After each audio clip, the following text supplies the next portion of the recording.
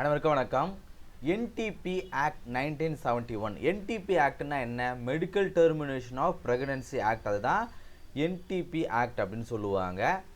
இந்த MTP act பற்றி நாம் தெரிஞ்சுக்கணுமா? இது எக்ஸாம்ஸில் கேள்வியாக வருமா? இப்போ ஒரு பாலிட்டி படிக்கலாம், ஒரு எக்கனாமிக் படிக்கலாம், ஒரு ஜியாகிரஃபி படிக்கலாம். அதன் மூலமாக எக்ஸாம்பிளில் ஏதாவது ஒரு கேள்வி வரும், அதன் மூலம் எனக்கு வேலை கிடைக்கும். இந்த எம்டிபி ஆக்ட் பற்றி நான் தெரிஞ்சுக்கணுமா, அதுவும் இந்த நியூஸ் பற்றி நான் தெரிஞ்சுக்கணுமா அப்படிங்கிற உங்களுக்கு கேள்வி சந்தேகம் வந்துச்சு அப்படின்னா, நாம் பப்ளிக்காக தான் சர்வ் பண்ண போகிறோம். அதுக்காக தான் படிச்சுட்டு இருக்கோம். ஒரு சமுதாயத்தில் இருக்கக்கூடிய ஒரு சிக்கலான விஷயங்களுக்கு நாம் தீர்வு சொல்கிற விஷயங்கள் இதுதான். நாம் புத்தகங்களை படித்து அப்படியே வந்து அப்ளை பண்ண போகிறது கிடையாது. நம்ம சொசைட்டியில் என்னென்ன ப்ராப்ளம்ஸ் ரைஸ் ஆகுது, அதுக்கு என்னென்ன சொல்யூஷன்ஸ் இருக்குது, இதை நாம் ஃபாலோ பண்ணும்போது தான் ஒரு நிறைவான ஒரு சர்வீஸை நாம் மக்களுக்கு கொடுக்க முடியும். இல்லை நான் எதை பற்றி தெரிஞ்சிக்க மாட்டேன், நான் வந்து ராக்கெட் சயின்ஸ் மட்டும்தான் தெரிஞ்சுக்குவேன் அப்படின்னா மக்களுக்கு அந்த சர்வீஸ் அப்படிங்கிறது சும்மா நம்ம போயிட்டு வேலை செஞ்சுட்டு அதுக்கான சேலரி வாங்குற மாதிரி தான் இருக்கும். ஸோ அதனால் இந்த மாதிரியான தகவல்களை எக்ஸாம் பாயிண்ட் ஆஃப் வியூ இல்லை அப்படின்னாலும் தெரிஞ்சுக்கிறதுக்கு ட்ரை பண்ணுங்கள், சரிங்களா? இந்த MTP act 1971 medical termination of pregnancy act அப்படிங்கிற இந்த ஆக்டை பற்றி தான் பார்க்க போகிறோம். இந்த ஆக்டை பற்றி நாம் ஏன் பார்க்கணும் அப்படின்னு பார்க்கும்போது, கடந்த பிப்ரவரி 13 நம்ம பாம்பேயில் இருக்கக்கூடிய ஹைகோர்ட் வந்து ஒரு தீர்ப்பு சொல்லியிருக்காங்க. என்னென்னா 35 வயதுடைய ஒரு பெண்மணி அவங்களுடைய 25 வார ப்ரெக்னன்சியை டெர்மினேட் பண்ணிக்கிறதுக்கான அவங்க சாய்ஸ் வந்து கொடுத்துருக்காங்க. ஒரு 35 வயசு ஒரு பெண்மணி அவங்க பாம்பே ஹைகோர்ட்டில் ஒரு கேஸ் ஃபைல் பண்ணியிருக்காங்க, பெட்டிஷன் கொடுத்துருக்காங்க. என்னென்னா என்னுடைய அவங்க கர்ப்பிணி, 25 மாத கர்ப்பிணி, அவங்க தங்களுடைய ப்ரெக்னன்சியை அபார்ட் பண்ணிக்கிறதுக்காக ஒரு கேஸ் வந்து ஒரு பெட்டிஷன் வந்து கொடுத்துருக்காங்க. அதுக்கு கவர்மெண்ட் வந்து அலோவ் பண்ணியிருக்கு. இது அலோவ் பண்ணுறது ஒரு சாதாரண விஷயம் தானே. இது நாம் இப்போ அபார்ஷன்லாம் நிறைய இடங்கள் நடக்குது, அதெல்லாம் இல்லாமல் இது நாம் ஸ்பெசிஃபையாக பார்க்க வேண்டிய காரணம் என்ன அப்படின்னு பார்க்கும்போது அதை தான் நம்ம பார்க்க போகிறோம், சரிங்களா?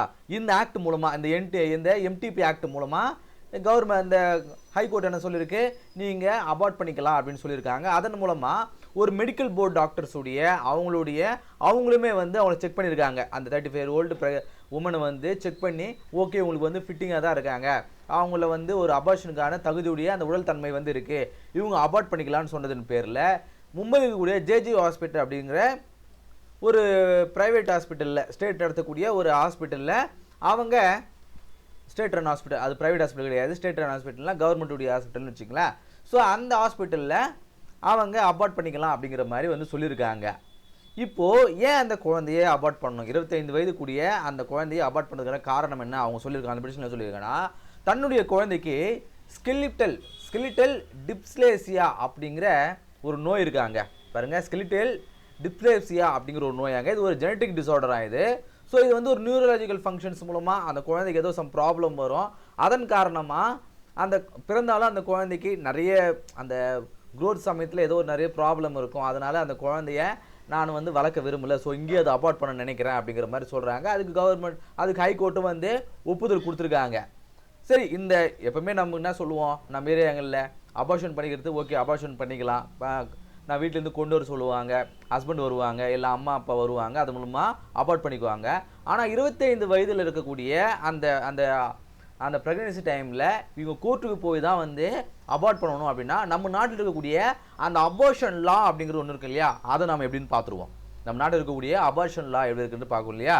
ஸோ வந்து 2 விதமாக இருக்குங்க. ஒன்று, ஒரு குழந்தை வந்து ஒரு லேடி வந்து ப்ரெக்னென்ட் ஆகிருக்காங்கன்னு வச்சுங்களேன், அப் டு 20 வீக்ஸ் ப்ரெக்னென்ட் ஆனதுலேருந்து ஒரு 20 மாதத்துக்குள்ளே இருக்கக்கூடிய குழந்தைய நீங்கள் அபார்ட் பண்ணணும் அப்படின்னா ஒரு ரிஜிஸ்டர்ட் மெடிக்கல் ப்ராக்டிஷனர் இருந்தால் போதும். ஒரு ரிஜிஸ்டர்ட் டாக்டர்கிட்ட அவருடைய அட்வைஸின் பேரில் நீங்கள் டெர்மினேட் பண்ணிக்கலாம், அபார்ட் பண்ணிக்கலாம். ஸோ பாருங்கள், 20 வயசுனா இதுகளுங்க, இந்த ஏரியாவுக்குள்ளே குழந்தை இருந்துச்சு அப்படின்னா, இந்த வேல்யூக்குள்ளே குழந்தை இருந்துச்சு அப்படின்னா அவங்களும் ஒரு மெடிக்கல் டாக்டர்கிட்ட போய்ட்டு அவங்களுக்கு கன்சல்ட் பண்ணி, சார் இந்த மாதிரி நாங்கள் அபார்ட் பண்ணலாமான்னு கேட்கும்போது அவருன்னு சொல்லும்போது, பரவாயில்ல நீங்கள் வந்து ஹெல்த்தியாக தான் இருக்கீங்க, அந்த அபார்ஷனை உங்கள் பாடி வந்து தாங்கிக்கும் அப்படின்னு சொல்லும்பொழுது நீங்கள் அபார்ட் பண்ணிக்கலாம்.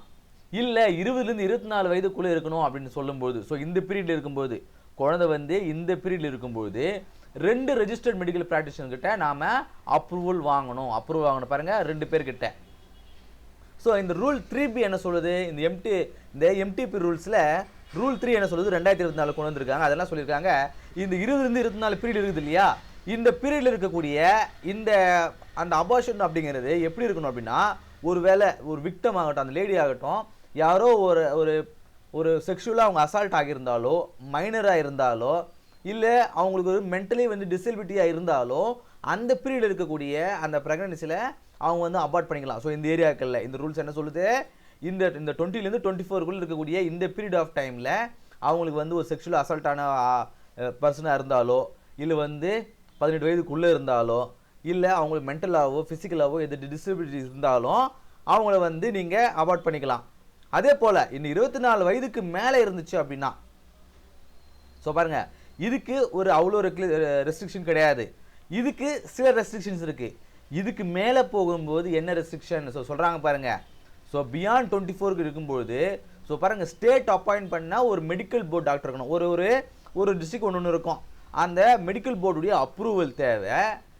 ஏன், அந்த குழந்தையோடைய ரிஸ்க், உமனுடைய ரிஸ்க் இருக்கணும். அந்த அந்த அந்த அந்த குழந்தைக்கு ஏதோ ஒரு அப்நார்மலான ஒரு ஃபங்க்ஷனிங் இருக்கணும்.